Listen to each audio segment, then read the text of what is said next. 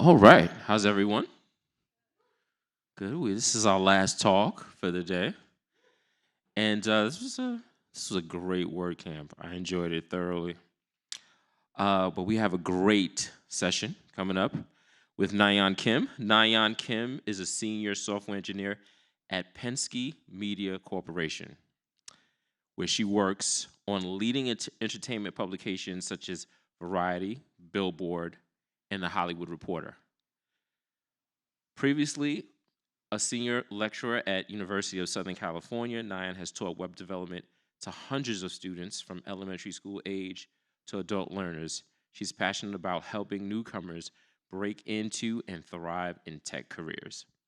Her session today is Empowering Afghan Women Through Coding, Challenges, and Opportunities. Please give a very warm welcome to Nayan Kim.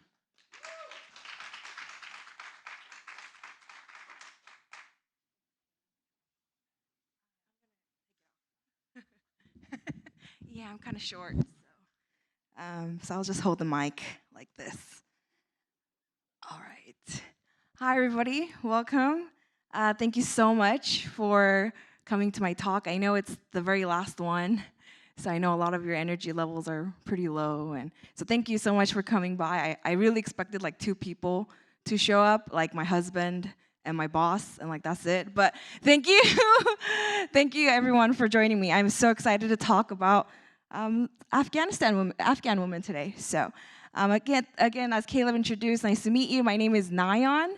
It's pronounced like nylon without the L. I know it's kind of a weird spelling, but anyway, that's my name.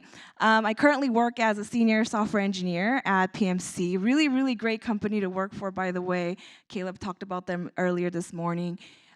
If you're ever interested, please talk to me about PMC as well. I have so many things I could share about. Not too long ago, I was in the academia world. I was a professor at the University of Southern California, USC, but I decided to go back to industry. So I'm in industry, working in the industry right now. However, I'm not here to talk about any of those things today. Today I'm here to talk about Afghanistan, specifically a coding program I got to work with women in Afghanistan. I wanted to share to you today some lessons we learned, and maybe even get some feedback from, there's a lot of great people talking about teaching WordPress and the community here, so I would love to hear your input. And also, I hope that by sharing what we did, if you ever you find yourself needing to teach non-American students WordPress or coding in general, I'm hoping that this can help you spark some ideas as well. So that's kind of what my goal is for today. For the safety of the students in this talk, I'm going to be kind of vague. I'm purposely not going to be mentioning any individual names or organizations, but there's a lot of people involved in this. Actually, I'm just one person out of many people involved in this amazing project.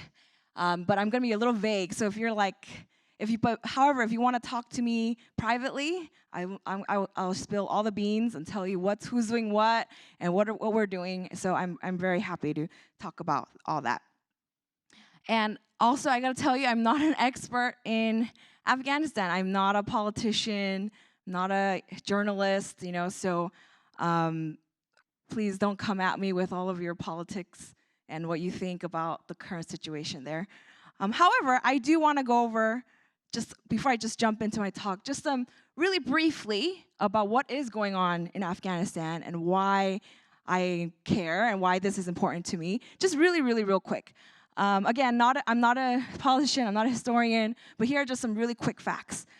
So for about the last 4 decades, Afghanistan has faced a lot of civil wars and coups.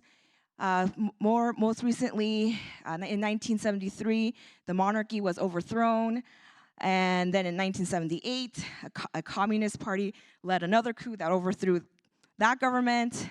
And then the USSR invaded Afghanistan in 1979, leading to even more conflict and chaos.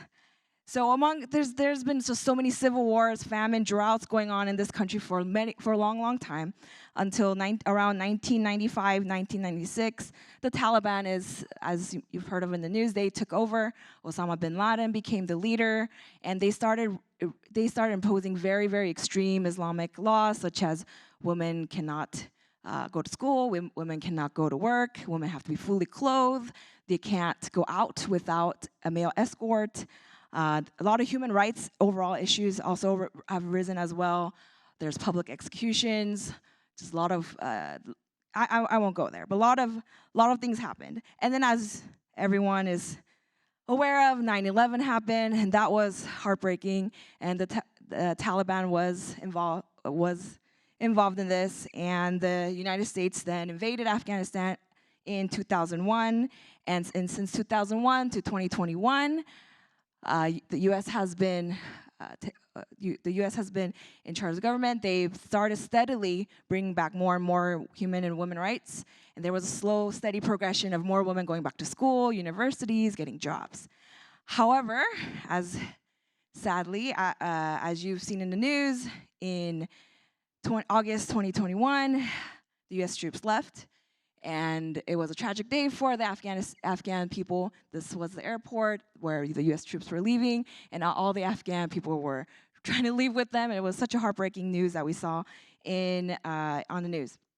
Since then, the Taliban quickly took over again, and although they originally promised they were going to be bringing back women's rights and all these things, they totally reneged on their promises. And as of right now, and these are a lot of recent events, as of right now, women cannot go to school after middle school. So in the United States standards, they can't go to high school, they can't go to college, they can't hold jobs, they can't even teach. Most of the women that we know are pretty much stuck at home. They're not allowed to go outside. It's not a. I can't believe that in 2023 these things are happening. I think most of us already heard of all this on the news, and it's so heartbreaking to me that girls can't go to school. Like, that is just such a fundamental thing. Anyway, my sister always tells me and teases me. She always makes fun of me. She says, all you know how to do is learn how to. You only know how to code. You don't know how to cook. You don't drive well. You don't I don't know. She's like 4 years younger than me, and she loves to roast me all the time. She's like, man, all you do is look at your computer all day. You're always coding. Well, guess what? Because of my coding skills, I found that I could actually help these women thanks to coding, which is all I know how to do.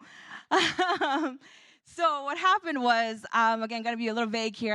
I got some phone calls, and it was a very random phone call, and they were working with these young women in Afghanistan who really want to do something while they're home. They wanted to, whatever it was, they wanted to get some kind of education.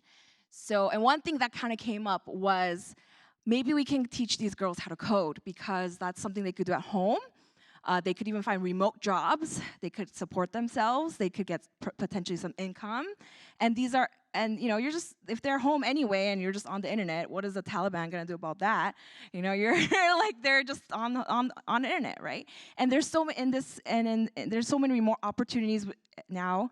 So with coding technology, so that's what they're kind of talking about. And eventually, that came to me, and they asked me, are there some good ideas we can do with these women? Can we do some kind of coding program, some kind of, something with these women?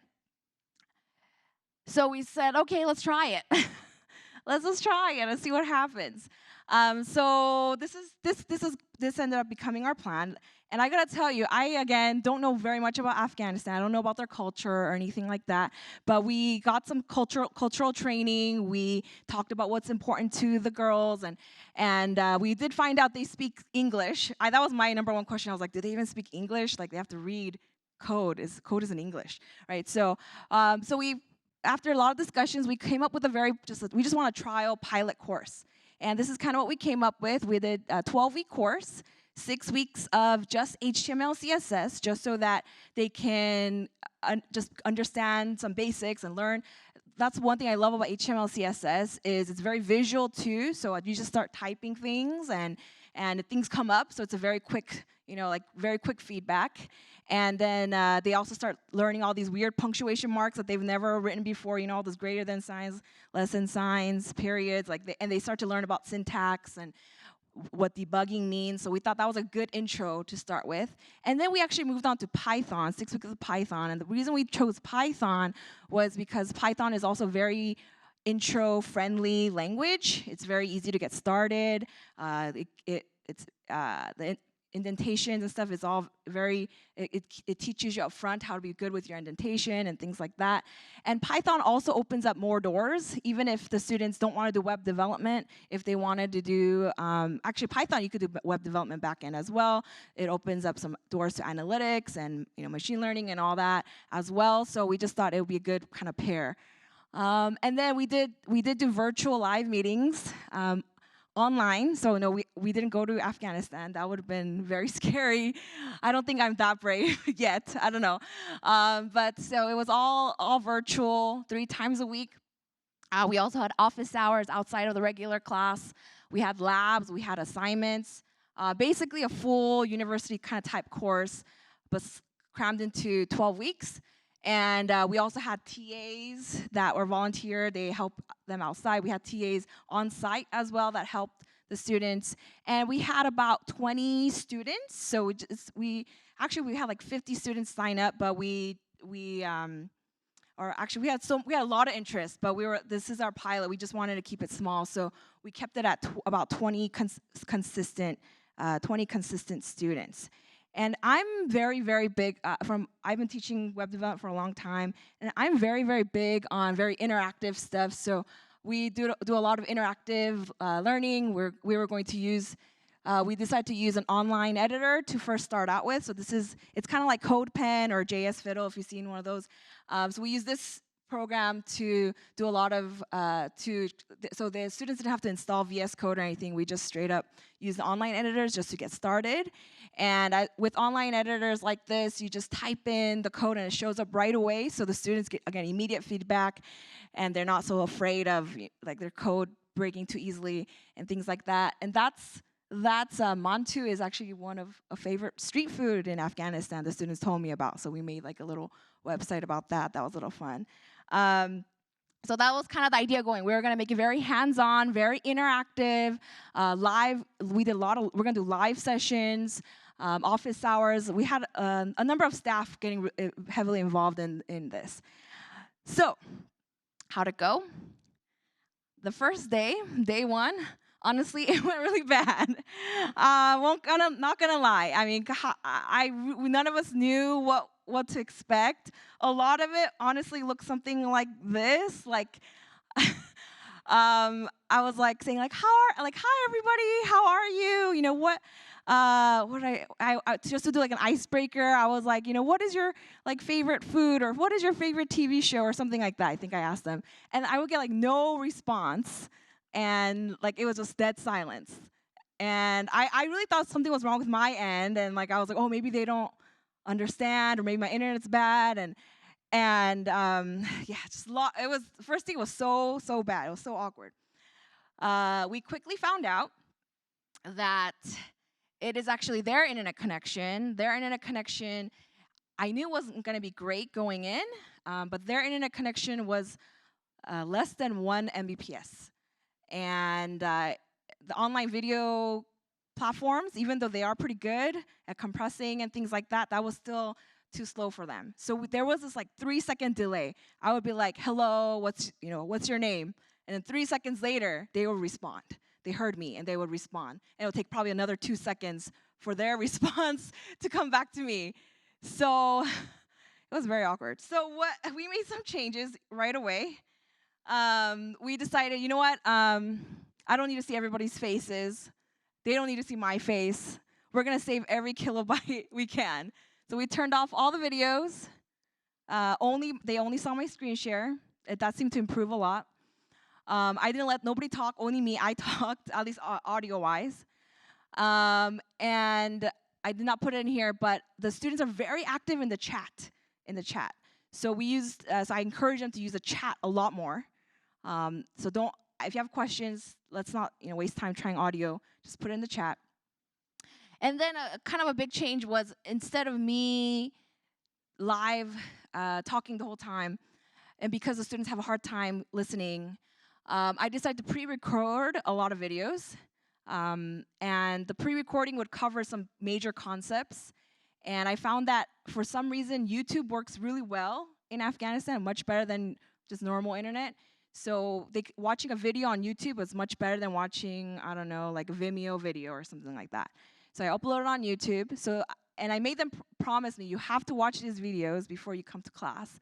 And they were all over it. They loved it. And so they would watch a pre-recorded video about the topic before coming to class. And then in class, I just did a lot of review and more examples. In the education world, we call this like a flipped classroom model, which I have a lot of opinions on. Actually, I'm not a big fan of flipped model, but it actually worked for these girls because of the internet issues and all that. So it actually worked really well. And we did a lot more, again, more examples, more show, more tell. I asked the students a lot of questions about their culture, like the previous slide I showed you.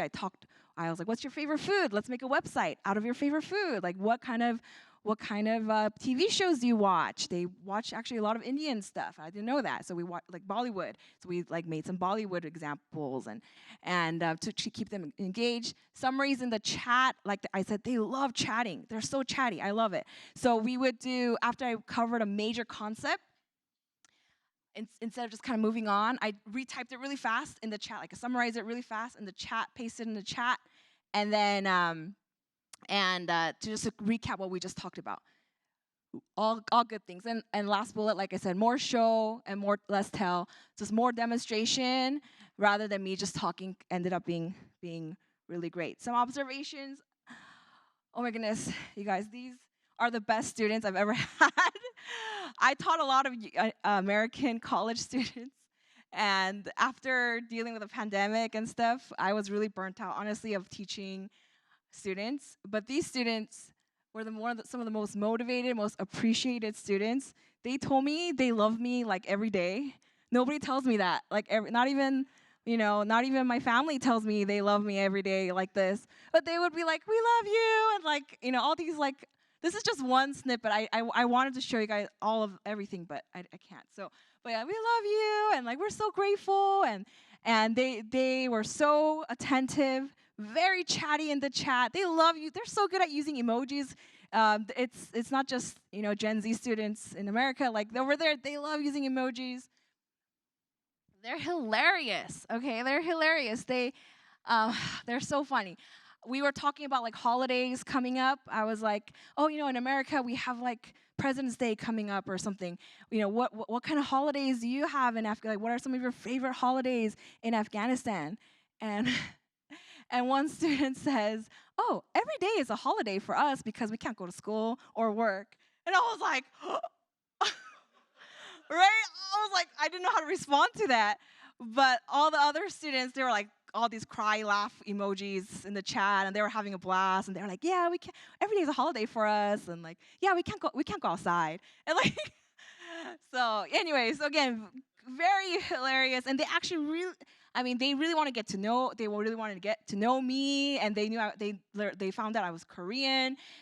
So they were like, "Oh, like we love kimchi too," and like, I was like, yeah, okay, like, and then, oh, we love K-pop, like, do you know BTS, stuff like that, and it was great, and the students just, like, their perspective on life really changed. They were saying how, wow, I feel like this is like I have hope outside. This is something I can actually do, and there's a lot of opportunities outside of just, I'm not locked into the country I live in. I can do more outside.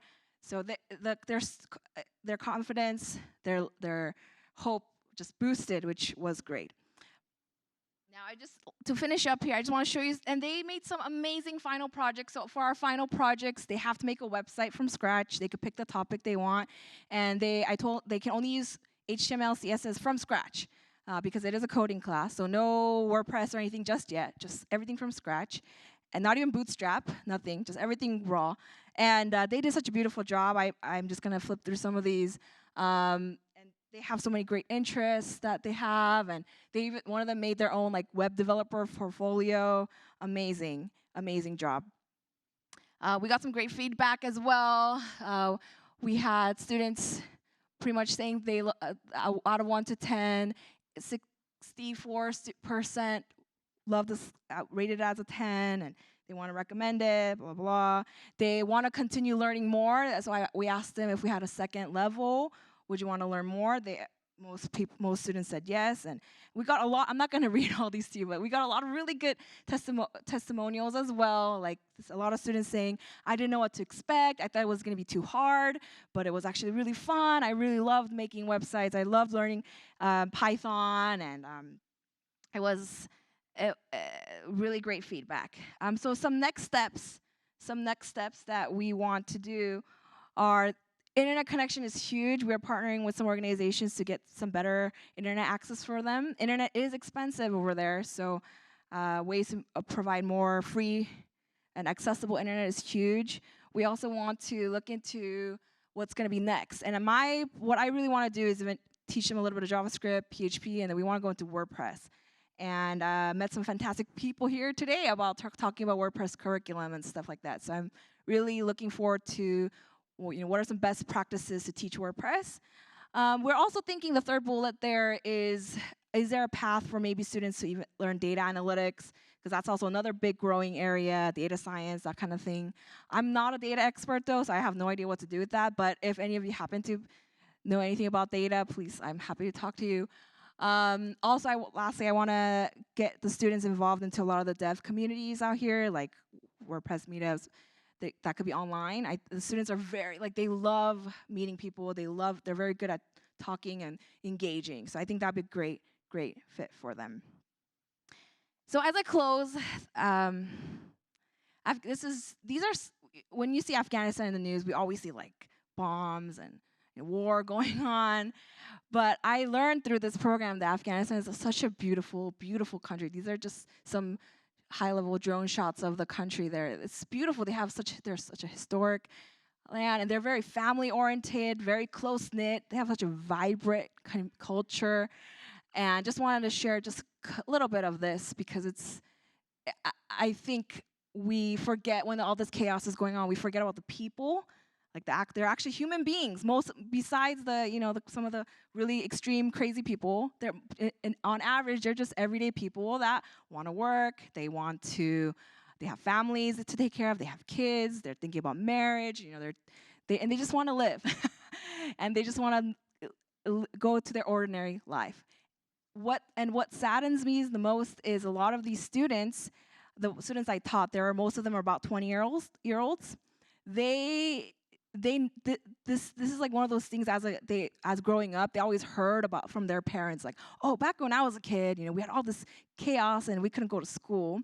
But they never actually, all these 20-year-olds, they never lived that kind of life before. When they were born, the U.S. was already took over Afghanistan, so they didn't have these kind of restrictions. Literally overnight, they were kicked out of school, kicked out of work.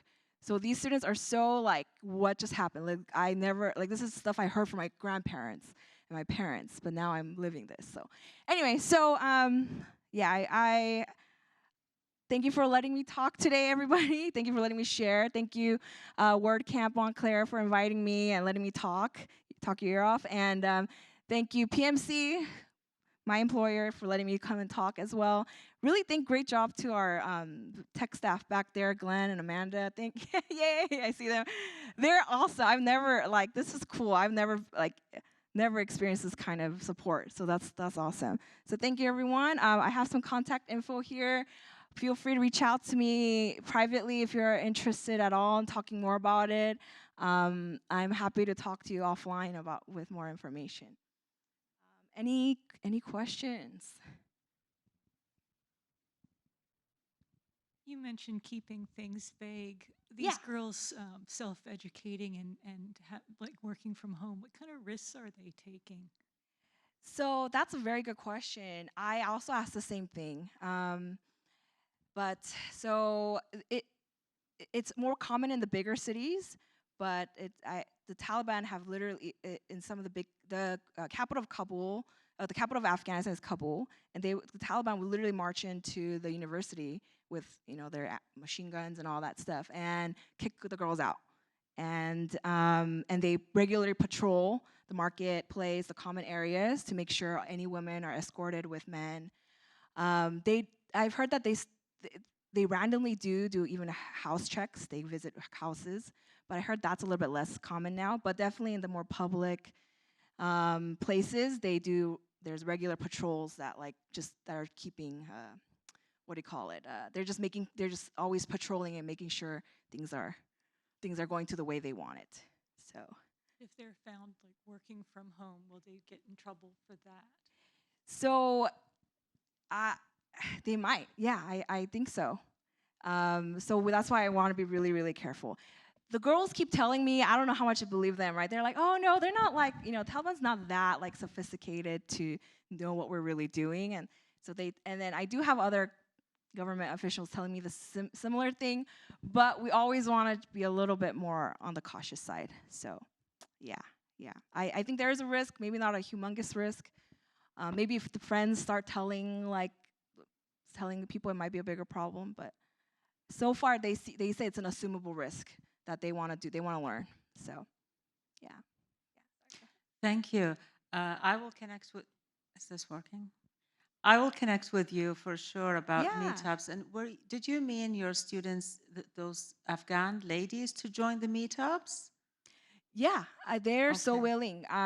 We had some as long if it's online and Of our time course. zone kind of works out, they would love to join. Yeah. Okay. Yeah. Thank you.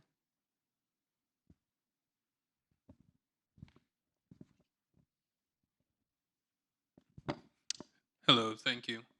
Um, like you just mentioned the time zone. You're in California Yes. and they're in Afghanistan. Yes. That's a long time. It is.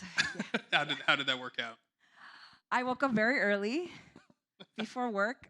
We had scrum at 9:30, so I would teach them 7:30, 9:30. I jumped on scrum at 9:30. You guys didn't know. So it'd be like 7:30 your time and like 7:30 7:30 our time. It was like 8 p.m. their Okay. times, and they prefer the evening times when the internet bandwidth is a lot more and less. It's a little bit more discreet at night, so they Okay. prefer the nighttime. Oh, cool. Yeah. Good. Yeah.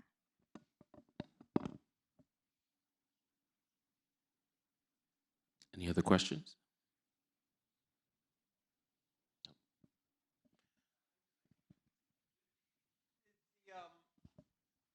Does the equipment to the girls get donated, or do they have access to this type of equipment to? Yeah, great question. So for this pilot, at least, we did say that you have to have some kind of laptop that could run the video conferencing and Chrome, and luckily with web development, they don't need to have like a really fancy machine.